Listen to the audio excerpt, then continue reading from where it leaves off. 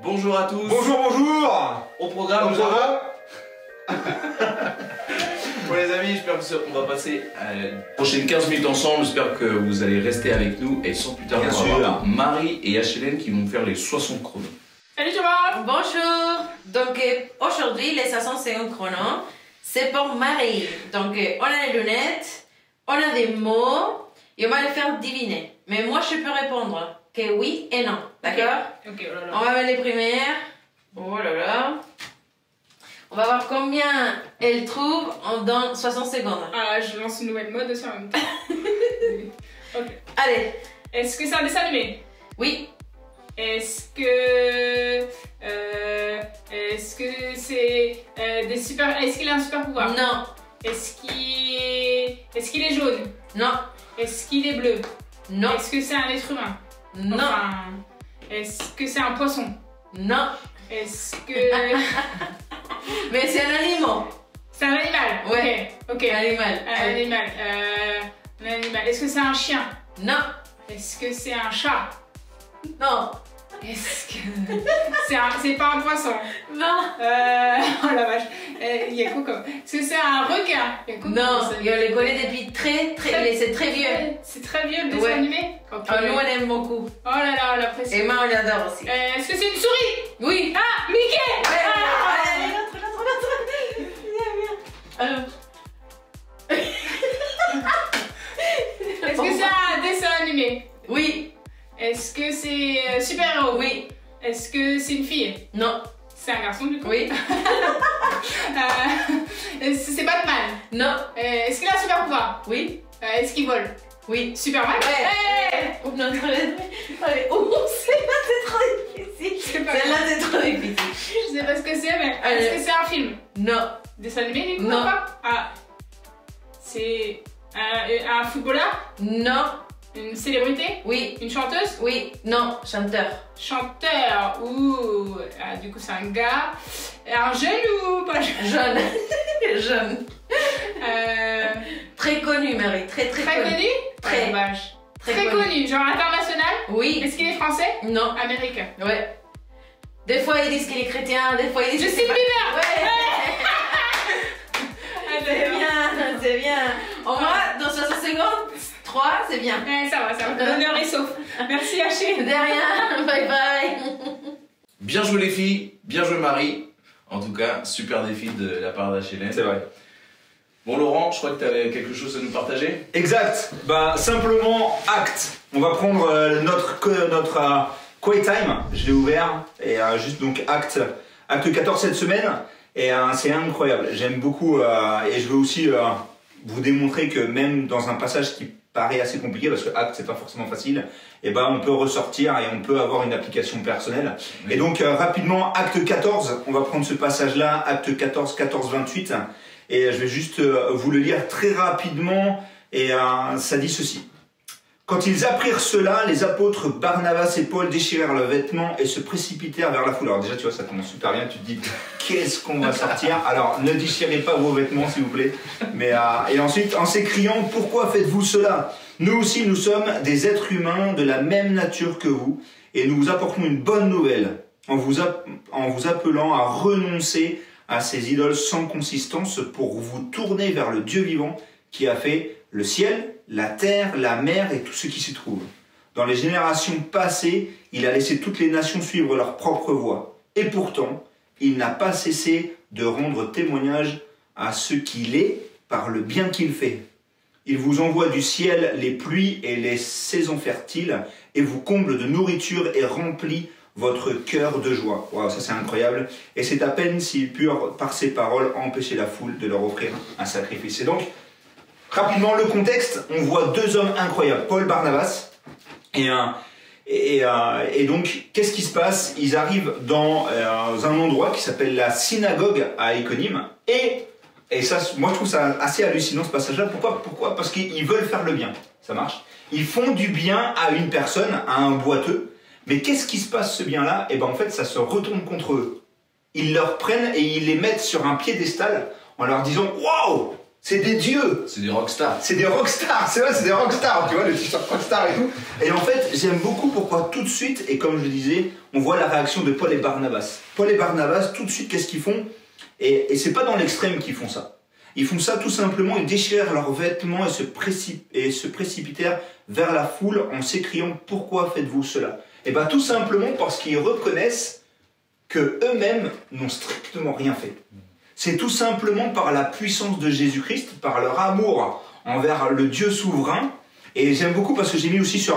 Alors si tu vois un peu mes notes, Jean, c'est un peu tout rayé, mais j'ai mis un truc qui m'a... Un peu brouillon quoi. Un peu brouillon.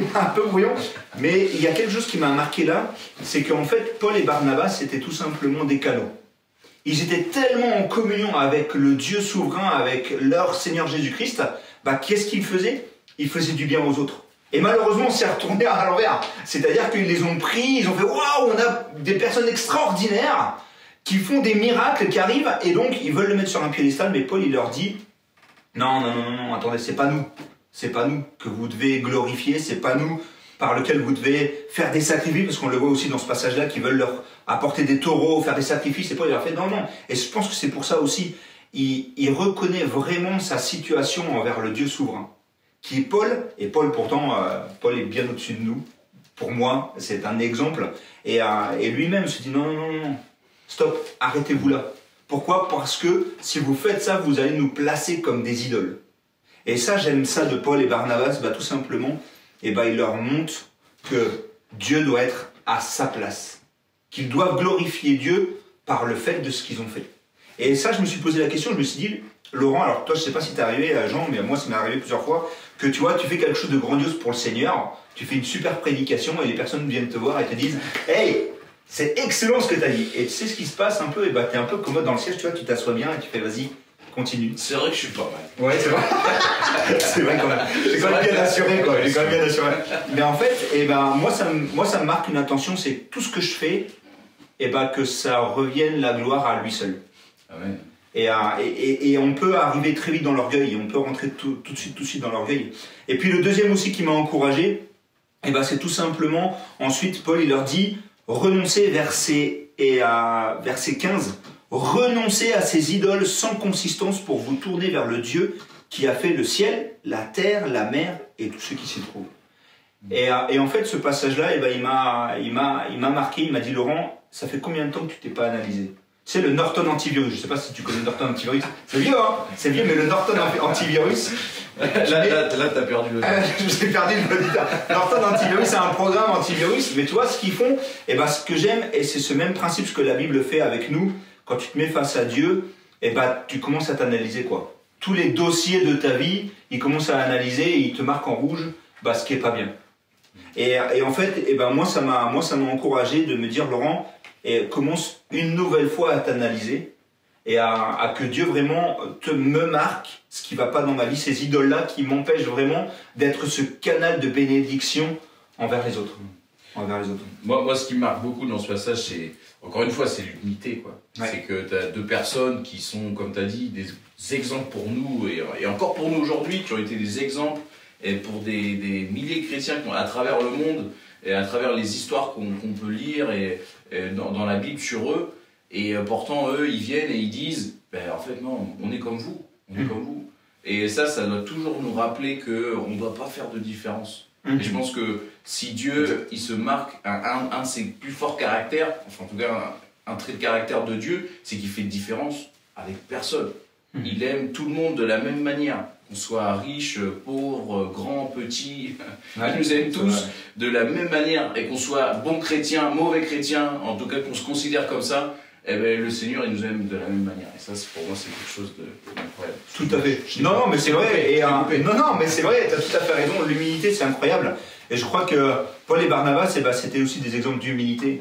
Et puis j'aime bien aussi le psaume 139, versets 23 et 24, qui dit « Examine-moi, ô Dieu, et connais mon cœur. Mets-moi à l'épreuve et connais mes pensées. » Waouh, c'est un truc de fou, hein, de dire ça au Seigneur. « Regarde si je suis sur une mauvaise voie et conduis-moi sur la voie de l'éternité. » Et là, c'est vraiment dire à Dieu, ok, est-ce que ce que je suis en train de faire te glorifie à 100%? Pas à 90%, pas à 99%, mais est-ce que ça te glorifie? Est-ce que la gloire arrive à ta personne. Et ça, je trouve ça cool. Mais tu sais, je vais continuer avec ton virus. Enfin, avec Norton Antivirus. Avec Norton Antivirus. C'est que ça, le Seigneur, il le sait déjà. Ouais. Le Seigneur, il le sait déjà, mes pensées. Il connaît tout de moi. Sauf que le Seigneur, il veut que, justement, que j'installe sur mon téléphone, sur mon ordinateur, cet antivirus. Il veut que je vienne à lui et que je lui demande qu'il m'examine. Parce que lui, il m'a déjà examiné. Il sait déjà comment je suis. Mais pour que moi, je puisse m'en rendre compte. Et ça, c'est la démarche qui est peut-être la plus difficile. C'est-à-dire que des fois, on a envie de se dire que tout va bien, que tout va bien, on se voile la face. Et quand vraiment, dans notre cœur, on est sincère dans cette démarche de dire Seigneur, examine-moi. Et ça, c'est le plus difficile. Tout à fait. Et déjà, c'est de descendre d'une marche, ouais. Et de descendre cette marche et d'arriver et de dire Seigneur, examine-moi. Comment je suis et montre-moi les choses que je dois changer. Tout à fait. Et puis ensuite, le verset 21 au verset 28 qui était notre passage, et ça c'est un passage aussi qui pour moi me fait battre mon corps encore plus fort. Il y a quelques mots que j'ai ressoulignés dans ma Bible, et évangéliser, disciple, église. Et donc, évangélisation, discipulat, c'est le cœur de Parole de Vie, l'église locale. Et donc, moi j'aime beaucoup ce passage-là. Pourquoi ? Parce que Paul et Barnabas sont à Antioche. Et qu'est-ce qu'ils font ? Et bien tout simplement, ils motivent les nouveaux chrétiens et les chrétiens même à montrer Christ là où il les a placés et à faire des disciples. Et là, je me tourne vers vous les jeunes, et le Seigneur vous a placé et t'a placé à un endroit particulier. Pourquoi ? Bah, tout simplement pour que tu brilles pour lui. Amen. Pour que tu pries pour lui, et en même temps, que tu prennes une personne à côté de toi et que tu l'encourages à briller encore plus. Et ensemble, vous allez pouvoir briller davantage. Et donc c'est un super passage. Donc tu vois, quelques tips, tout simplement rendre la gloire à Dieu, que lui faire, et ça se fait vachement attention au niveau de l'orgueil, de l'humilité. Deuxièmement, analyser mon cœur. Et troisièmement, simplement, évangélisation et discipulat, et pouvoir briller là où le Seigneur est à ma place. Voilà, ça c'est ton défi de cette semaine, de briller là où le Seigneur t'a placé. Sans plus tarder, nous avons la promesse du jour avec Marie. Exact. À toi, Marie. Salut tout le monde. Alors la promesse du jour, je voulais vous partager un verset assez connu dans Psaume 139, le verset 14 qui dit « Je te loue d'avoir fait de moi une créature aussi merveilleuse. Tu fais des merveilles et je le reconnais bien. » Et pour moi, c'est une promesse dans le sens où je sais que j'ai de la valeur aux yeux de Dieu. Et il m'a créé et il m'aime. Il a donné son fils pour moi, pour ma vie, pour me sauver.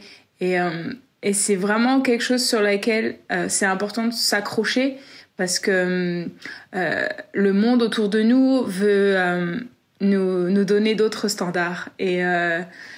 Et aussi dans des situations où on peut oublier la valeur qu'on a aux yeux de Dieu. Et aussi la petite voix dans notre tête qui nous dit « t'es nul », tu sers à rien, etc., etc.